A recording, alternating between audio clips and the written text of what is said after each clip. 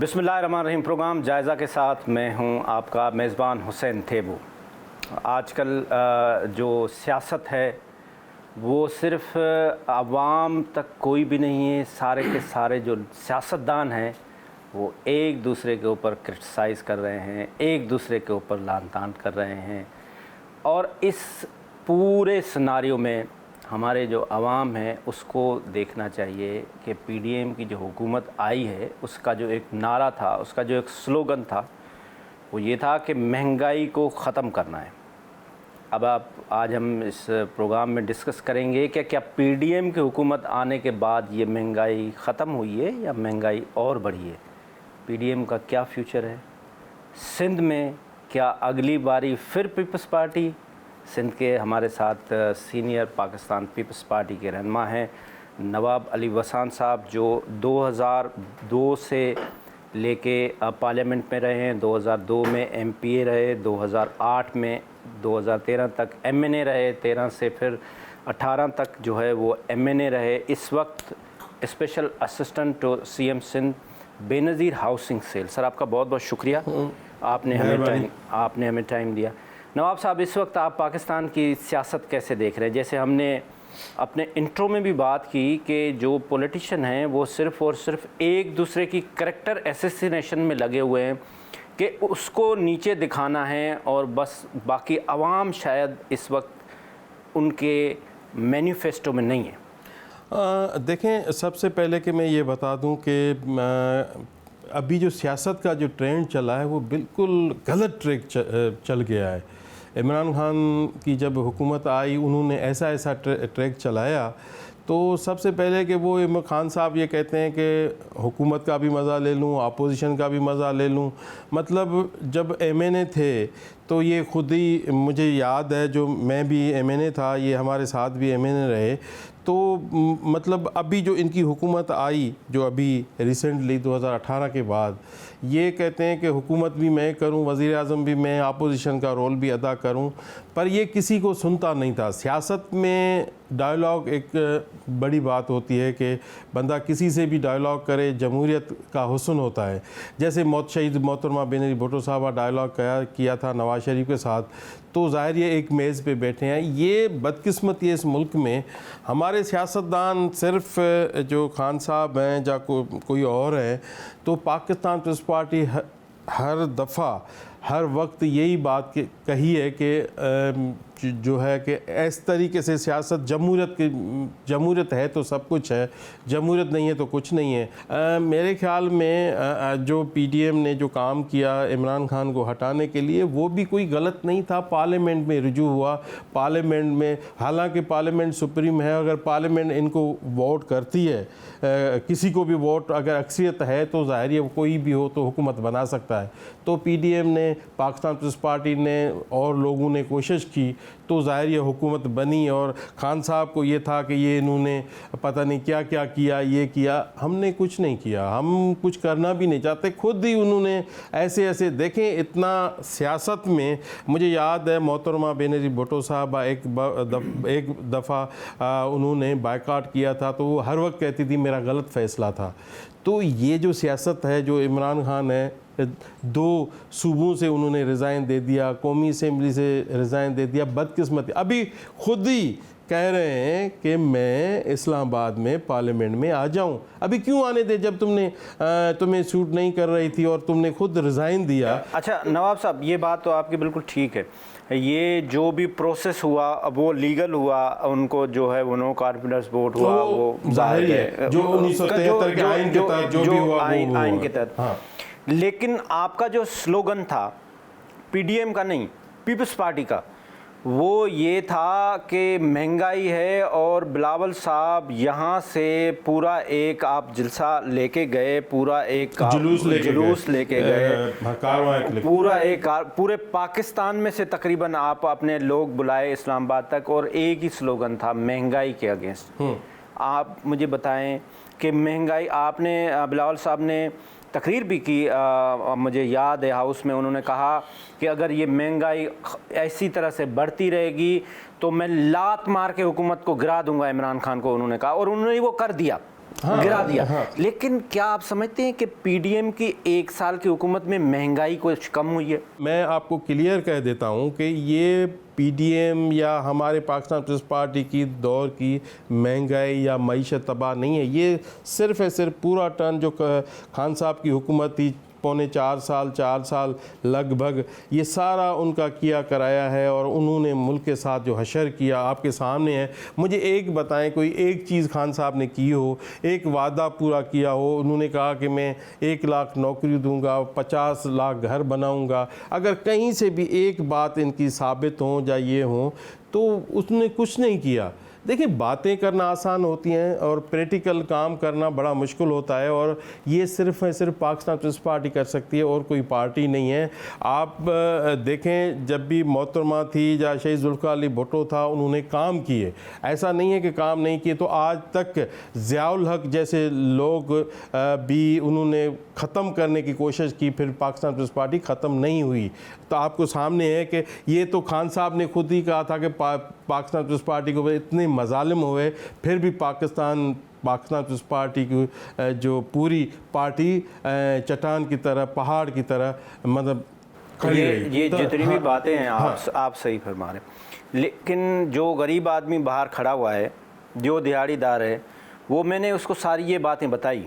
मैंने कहा भाई ये मसला हुआ था। उसने कहा था भाई मैं तो इसको नहीं जानता, मैं तो इसको जानता हूँ कि हुकूमत में इस वक्त कौन है, उसने पिछले वाले ने क्या किया था, ये मेरा काम नहीं है। मेरी तो महंगाई का मसला हल करें ना। मुझे जो पहले आटा 100 रुपया मिलता था अब 300 रुपया मिल रहा है, जो पेट्रोल मुझे 1 रुपये का मिलता था अब 3 रुपये का मिल रहा है, जो सब्ज़ी मुझे पहले 3 रुपये की मिलती थी वो अब 9 रुपये की मिल रही है।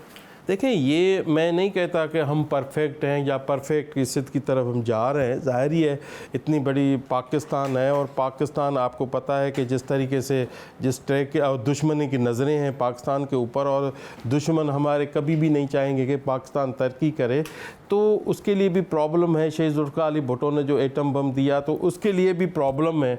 लोगों को वो जहन में है कि शायद जो बाहर के मुल्क सोचते हैं, जो दुश्मन हैं हमारे, वो भी यही चाहते हैं कि इनको किस न किस तरीके से कमज़ोर करें।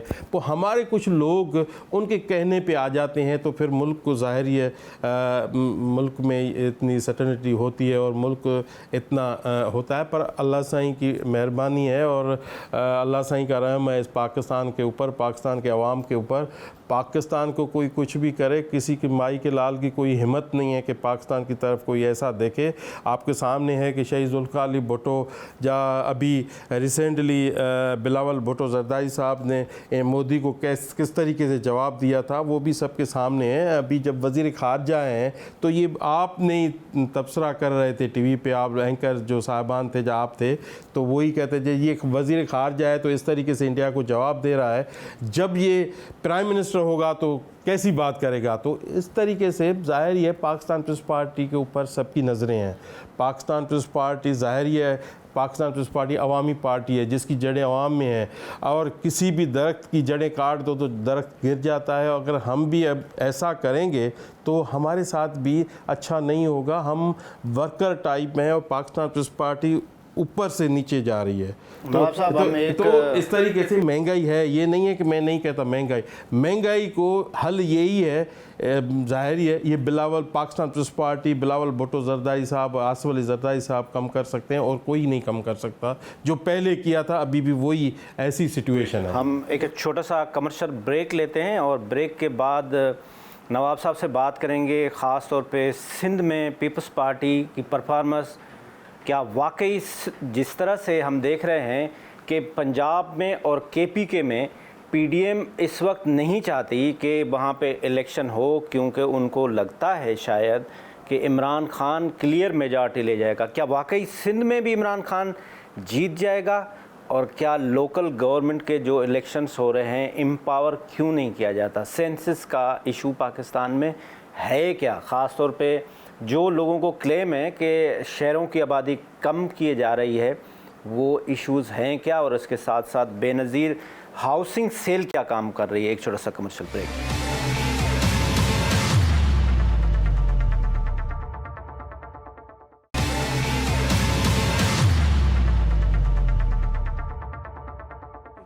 वेलकम बैक नाजरीन। हमारे साथ मौजूद हैं नवाब अली वसान साहब, जो स्पेशल असिस्टेंट हैं chief minister Sindh Benazir housing cell. Sir, आते हैं ज़रा सिंध की पॉलिटिक्स पे। परसेप्शन ये है इस वक्त कि सिंध में जरदारी साहब इतने स्ट्रॉन्ग हैं कि उनको कोई हरा नहीं सकता। लेकिन गलती क्या हुई है? गलती ये हुई है कि इलेक्टेबल्स पे सियासत को लेकर आ गए हैं। वो जो जियाले की सियासत थी वो ख़त्म हो गई है।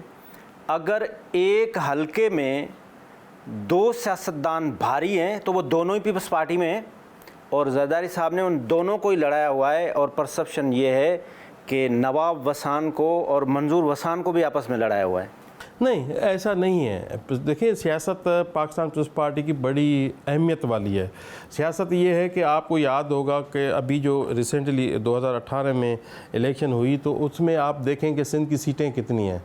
जब मोहतरमा का दौर था तब सीटें कितनी थी, जब आगे था कितना। देखें, मोहतरमा में तो 15 सीटों पे भी कौमी असेंबली में भी थी। इस वक्त जो 2018 में इतना मैंडेट था, और ये जरदारी साहब की सियासत, मैं तो कहता हूँ सियासत का बादशाह है जरदारी साहब।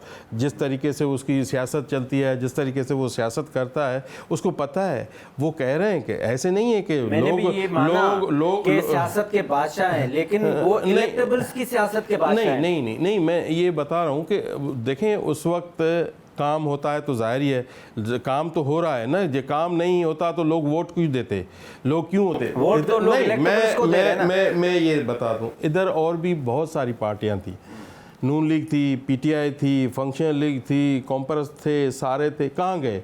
जाहिर है पाकिस्तान पीपल्स पार्टी काम कर रही है, पाकिस्तान पीपल्स पार्टी उसको देख रही है, पाकिस्तान पीपल्स पार्टी हर मसला हल कर रही है। नवाब साहब, ये तो आप मेरे सवाल को इंडोर्स कर रहे हैं। मैंने यही सवाल किया कि अगर एक हलके में दो पावरफुल लोग हैं तो एक को अद्दी ने कैप्चर किया हुआ है। नहीं, देखिए, और उनको आपस में लड़ाया भी हुआ है। नहीं, लड़ाया बड़ाया कुछ नहीं है। पाकिस्तान पीपल्स पार्टी ऐसी सियासत करती नहीं है। चाहे अद्दी हो या आसिफ अली जरदारी साहब हो या बिलावल साहब हो, सबसे प्यार करते हैं। मैं कहता हूं कि ऐसा किसी पार्टी में कोई लीडर नहीं है जो इस तरीके से वर्करों के और लीडरों के साथ प्यार करता हो। मैंने देखा है, मैंने ये नहीं है कि मैंने पीटीआई लोग भी देखे हैं सियासतदान, मैंने नून लीग के भी देखे हैं और पार्टियों के। वो जिस तरीके से वो लोग अपने जो कैंडिडेट होते हैं, जो एमएनए एमपी जो ट्रीट करते हैं, तो वो भी मैंने देखे हैं। सबसे जो बेहतरीन टॉप पे है ना, वो पाकिस्तान पीपल्स पार्टी है। अपने वर्कर को भी इज़्ज़त देती है, अपने कैंडिडेट को भी इज़्ज़त देती है, और पार्टी को आगे चलाने की सलाहियत रखती है, और किसी पार्टी में नहीं है। देखिए, सबसे बड़ा मसला ये है कि ये इधर पार्टी पाकिस्तान में है। अभी आसिफ अली जरदारी साहब ने 12 साल जेल काटी, वो भी पाकिस्तान में है। बिलावल साहब भी इधर हैं, अदी भी जेल काटी, वो भी इधर ही हैं। बाकी जो लोग हैं, कोई चला जाता है, कोई कहीं अमेरिका चला जाए, लंदन चला जाए, कोई कहीं चला जाए। खान साहब की आपको पता है, एक घर से नहीं निकल रहा बाहर। सियासत कैसी होगी? सियासत वो होती है जो किसी से डरो नहीं, आगे बढ़ो और पाकिस्तान के अवाम के लिए कुछ करो। देखें, डर तो हमें ज़्यादा होना चाहिए पाकिस्तान पीपल्स पार्टी को। क्यों होना चाहिए? शहादतें हमारी हुई हैं। मोहतरमा की देखें, शहीद जुल्फ़िकार अली भुट्टो की देखें, कितने अटैक हुए, सौों के तादाद में, सैकड़ों के तादाद में लोग शहीद हुए। इनको क्या हुआ? इनको तो कुछ नहीं हुआ, किसी को भी कुछ नहीं हुआ। ये क्यों इधर उधर भागते रहते हैं, इधर उधर छुपते रहते हैं? तो पाकिस्तान पीपल्स पार्टी का इस मुल्क के लिए अहम रोल है।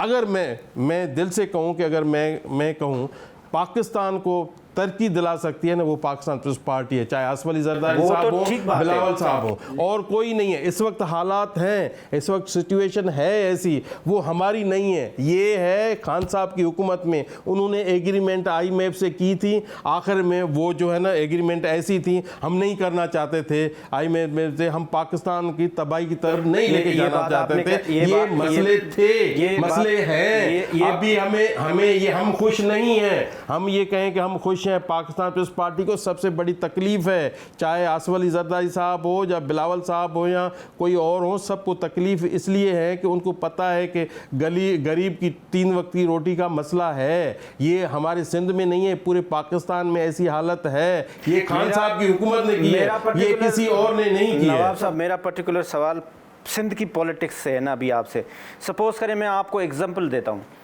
मैंने अभी एक डिप्टी कमिश्नर को फ़ोन किया, मैंने कहा यार क्या इशू है, खैरपुर में डीसी नहीं टिक पा रहा, एक आ रहा है दूसरा। उन्होंने कहा जी इधर से नवाब हसन साहब हैं, इधर से मंजूर हसन साहब से, इधर से जी अद्दी नफीसा हैं, इधर से आगे जाएं तो शिराज साहब हैं। कहने लगे किस किस को जवाब दें। तो इस वक्त अगर मैं डिस्ट्रिक्ट वाइज बात करूँ, वो चाहे लाड़काना हो चाहे वो खैरपुर हो, हर डिस्ट्रिक्ट में पीपल्स पार्टी के साथ फटा है। नहीं देखिए, वो जो ऐसे लोग होते हैं ना कम ज़हन रखने वाले, ऐसा नहीं है। हम बिलीव करते हैं काम पे, चाहे डीसी कोई भी हो, चाहे ऑफिसर कोई भी हो, चाहे किसी पर काम होना चाहिए। हम कहते हैं कि जो असली काम है, जो सही काम है, उनको तकलीफ गरीब वर्कर को नहीं होनी चाहिए। हम भी कहते हैं कि भाई ये फ़ोन है, ये सही काम है तो करो, नहीं है तो नहीं करो। गलत काम नहीं करना चाहिए किसी का भी, सही काम तो करना चाहिए, तो राइट बनता है कोई भी हो जो भी हैं। तो इस वक्त डीसी हो या एसपी हो, उनको आप मालूम कर सकते हैं। आप तो अपने इलाके से हैं, आपको सब कुछ मालूम है। एसडीएम हो या एसडीएम की तो बात नहीं है, तो डीसी और एसपी की बात है। अगर उनसे भी पूछें, यही है कि हम चाहते हैं कि काम जेन्युइन हो, किसी को तकलीफ ना हो, गरीब माँ भाई क्रिमिनल हो, क्राइम कोई भी करता हो तो उनको तो कानून के कटर में आना चाहिए। अगर कोई भी हो, कोई भी तीसमार हो, उनको नहीं छोड़ना चाहिए। हमारी सोचें सिर्फ आवाम की हैं। जाहिर है आवाम वोट देता है, आवाम प्यार करता है पाकिस्तान पीपल्स पार्टी से, तो हम आवाम को कैसे अकेला छोड़ सकते हैं, आवाम को कैसे हम तकलीफ में डाल सकते हैं। अगर आवाम को तकलीफ होती है, जाहिर है तो दिल तो दुखता है ना। अगर पीपल्स पार्टी वाकई डेमोक्रेसी पे बिलीव रखती है और वो आवाम के लिए अच्छा चाहती है, तो जो एमएनए है और जो एमपीए है, उसका काम ये तो नहीं है कि वो नाली ठीक कराए, वो रोड बनवाए। उसका काम तो लेजिस्लेशन है। जो ये काम है, ये तो लोकल गवर्नमेंट का काम है ना। काउंसलर आप ले आए, तो आप उसको एम्पावर ही नहीं कर रहे। हाँ देखें, वो इलेक्शन कमीशन से पूछे ना।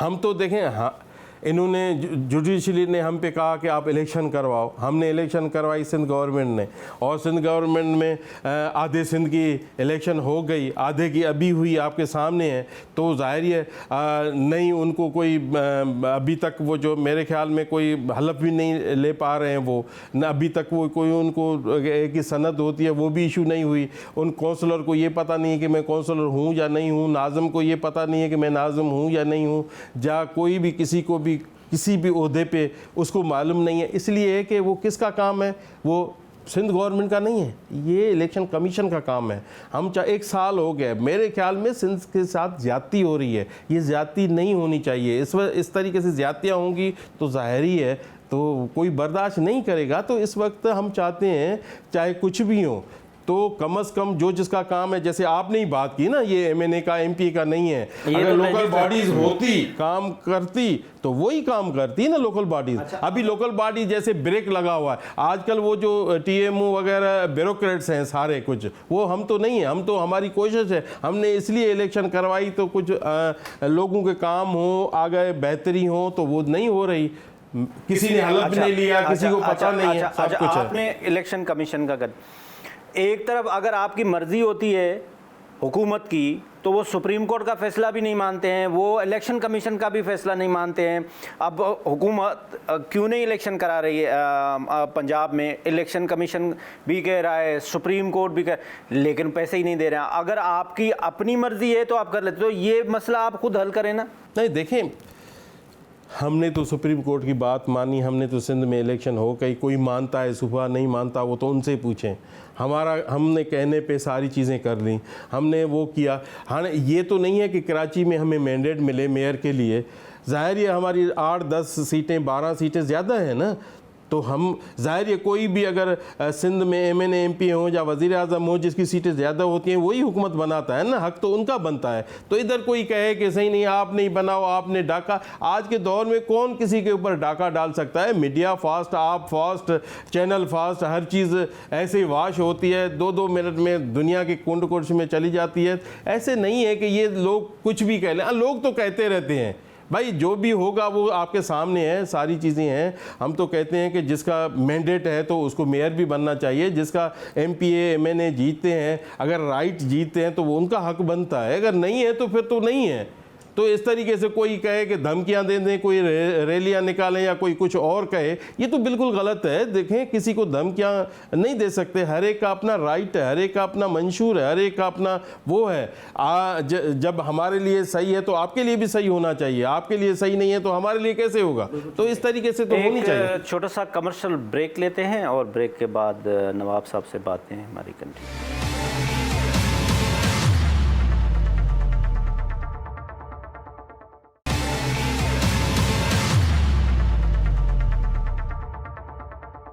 वेलकम बैक नाज़रीन, हमारे साथ मौजूद हैं नवाब अली वसान साहब जो बेनज़ीर हाउसिंग सेल के इंचार्ज हैं। सर, पहले तो ये बताएं कि ये बेनज़ीर हाउसिंग सेल क्या है और आप जिसके स्पेशल असिस्टेंट और स्टेटस ऑफ मिनिस्टर है, ये क्या काम कर रही है?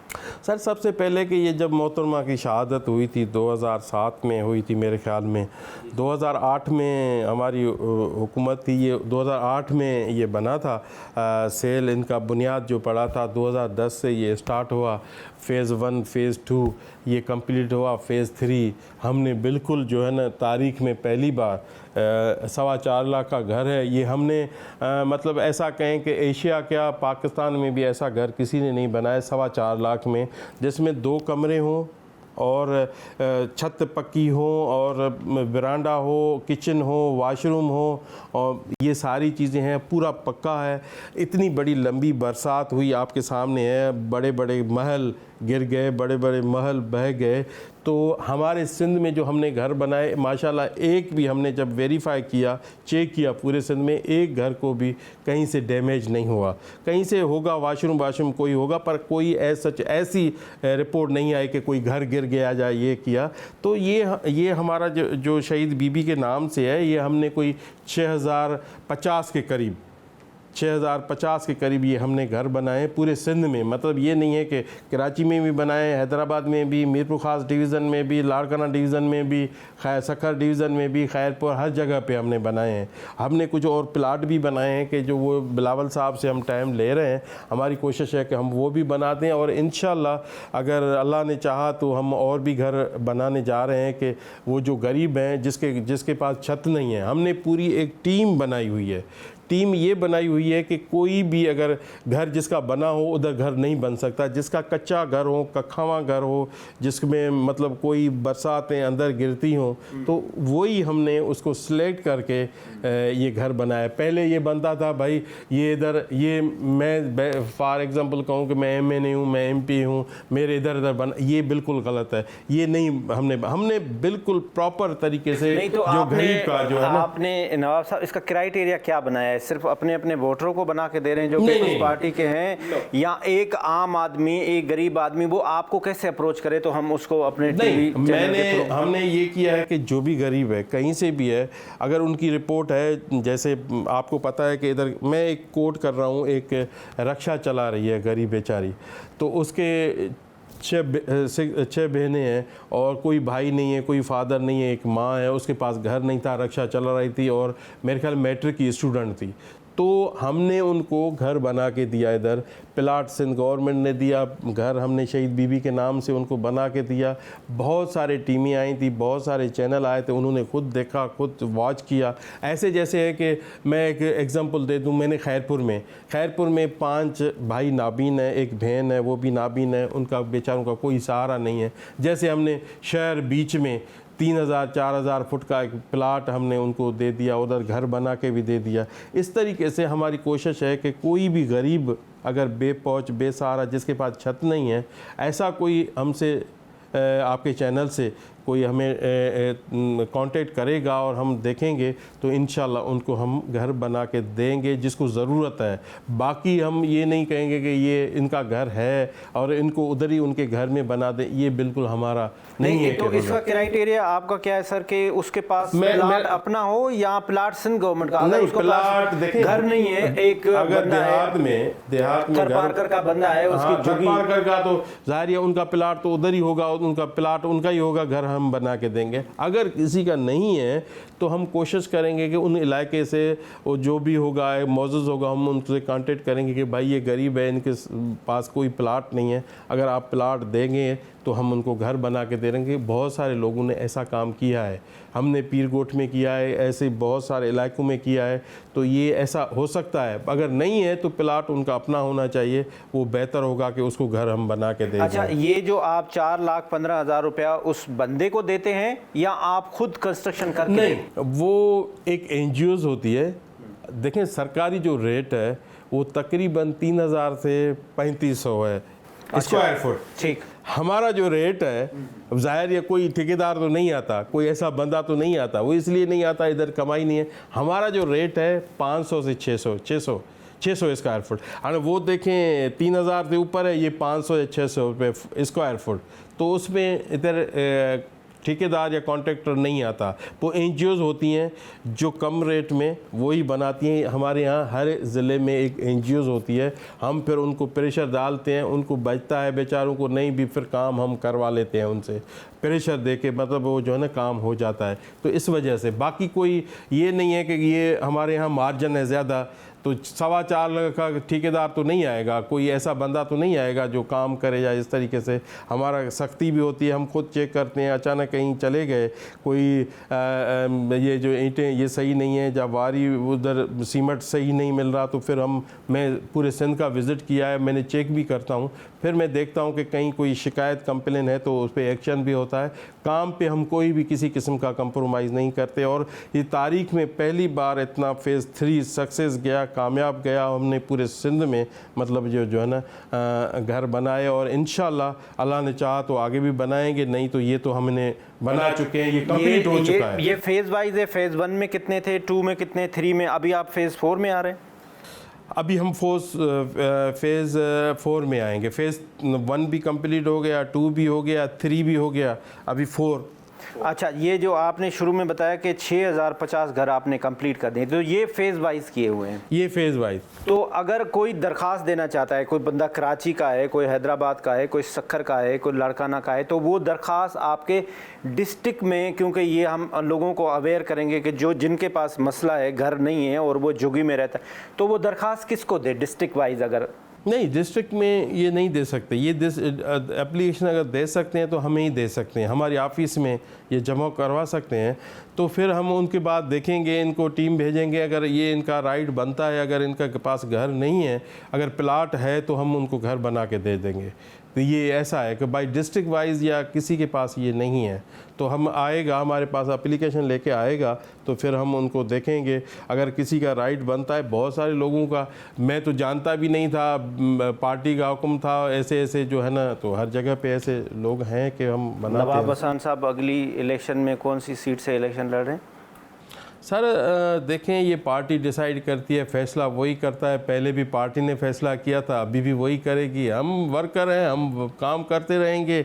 पार्टी जहाँ भी हुक्म है, पार्टी को राइट है, हक बनता है, तो सीट दे या नहीं दे या जो भी करें वो पार्टी फैसला कर सकती है। ये कहीं रूल में कहीं लिखा हुआ है क्या कि सिंध का जो चीफ मिनिस्टर है वो सिर्फ सैयद ही बनेगा?